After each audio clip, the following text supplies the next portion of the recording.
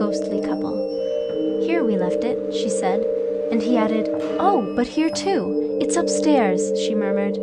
"And in the garden," he whispered. "Quietly," they said, "or we shall wake them." "But it wasn't that you woke us. Oh no. They're looking for it. They're drawing the curtain, one might say, and so read on a page or two. Now they've found it, one would be certain, stopping the pencil at the margin. And then, tired of reading, one might rise and see for oneself the house all empty, the doors standing open, only the wood pigeons bubbling with content, the hum of the threshing machine sounding from the farm. What did I come in here for? What did I want to find? My hands were empty. Perhaps it's upstairs then? The apples were in the loft, and so down again, the garden still as ever, only the book had slipped into the grass. But they had found it in the drawing room. Not that one could ever see them. The window panes reflected apples, reflected roses. All the leaves were green in the grass. They moved in the drawing room. The apple only turned its yellow side.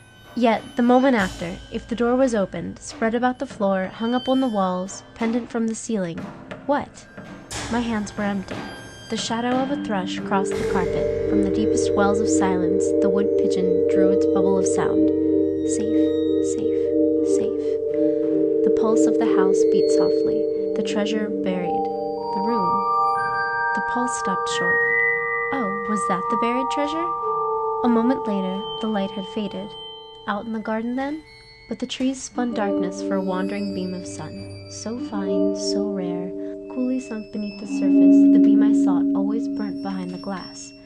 Death was in the glass. Death was between us, coming to the woman first, hundreds of years ago, leaving the house, sealing all the windows. The rooms were darkened. He left it, left her, went north, went east, saw the stars turned in the southern sky, sought the house, and found it dropped beneath the downs. Safe, safe, safe. The pulse of the house beat gladly.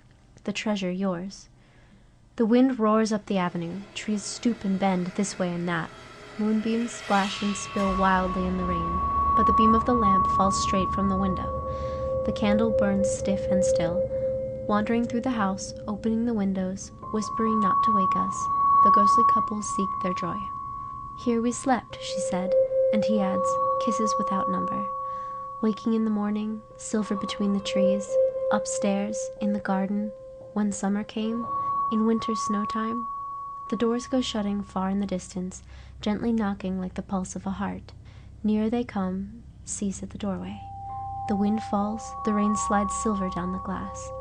Our eyes darken. We hear no steps beside us. We see no lady spread her ghostly cloak. His hand shields the lantern. "Look," he breathes, sound asleep, love upon their lips. Stooping, holding their silver lamp above us, long they look and deeply, long they pause. The wind drives straightly, the flame stoops slightly. Wild beams of moonlight cross both floor and wall, and meeting, stain the faces bent, the faces pondering, the faces that search the sleepers and seek their hidden joy. Safe, safe, safe. The heart of the house beats proudly. Long years, he sighs. Again you found me. Here, she murmurs, sleeping in the garden, reading, laughing, rolling apples in the loft. Here we left our treasure. Stooping, their light lifts the lids upon my eyes. Safe, safe, safe. The pulse of the house beats wildly. Waking, I cry, "Oh, is this your buried treasure?" The light in the heart.